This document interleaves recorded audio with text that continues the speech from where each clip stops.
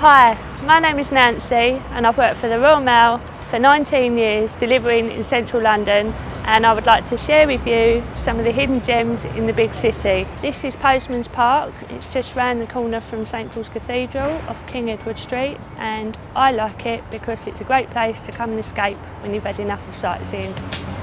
This park was created in 1880 to celebrate postmen and postwomen like me who work for the sorting office in King Edward Street.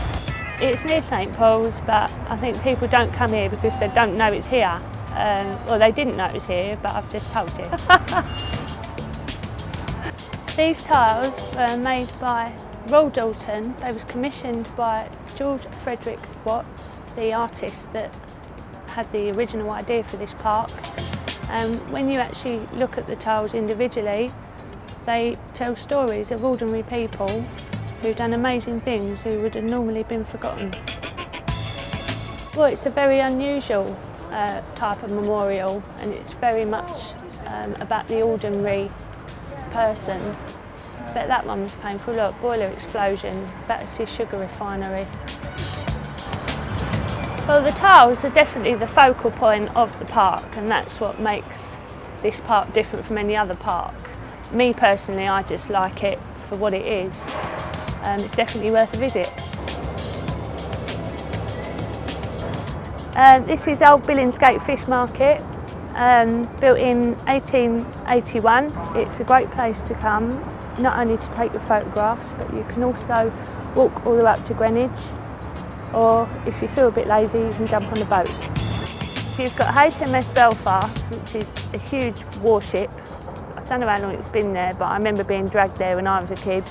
People come from all over the world to take pictures of Tower Bridge, and I come past here every day. I'm very lucky this is part of my delivery route. It's a very not well known perhaps part of London, but it's a shame because I think people really miss out.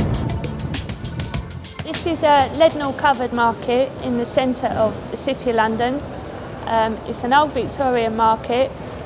It goes back as far as the 14th century, and there's nowhere else really quite like it in the City of London. All over the City of London you'll see lots of these dragons, but I think these are probably the most prominent examples of, and they're said to guard the city. Apparently there's a story related to this marketplace. In the 19th century they slaughtered 34,000 geese in 2 days. One escaped. His name was Tom, and he lived for 38 years because the locals took pity on him and fed him. Apparently he is buried in this market. So this is Leadenhall Market. I think it's a really amazing place, but there is another place that I would like to show you around the corner. And this is the Lloyd's building. It's one of the most fantastic pieces of architecture in the City of London, and it's just round the corner from Leadenhall Market. And it's a real shame because a lot of people don't realise it's there. It was designed by an architect called Richard Rogers, and the idea behind it was everything that's normally on the inside of a building has been put on the outside. So that's why you can see the lifts, the air conditioning, the heating and the plumbing. It's like a throwback to the past really, to have these guys that look like beefeaters opening the doors for people in such a funky building.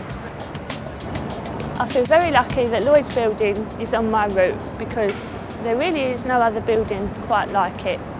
Every other building is just glass. It's all the same. But when I look at Lloyd's, there's just no other building like it.